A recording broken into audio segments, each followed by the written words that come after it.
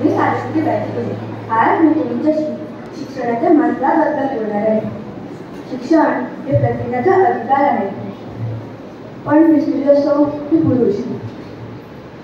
पण किती दुर्दैव आहे की आपल्या समाजात फक्त मूळभर लोकांनाच हा अधिकार मिळतो. मी स्वतः अशिक्षित होते, पण माझ्या पतीने मला शिकवलं. त्यामुळे मला कळलं की शिक्षण किती शक्तिशाली आयुध आहे. आज मी पुन्हा सर्वांना आवाहन करते की तुमच्या मुलींना शिकवा, त्यांना पुढे येण्याची संधी द्या. होय, आपल्याला विरोधाचा सामना करावा लागेल. मला सुद्धा डबल मारले गेले, शिव्या दिल्या गेल्या, पण मी डगमगले नाही, कारण माझं ध्येय मोठं होतं. तुम्ही डगमगू नका.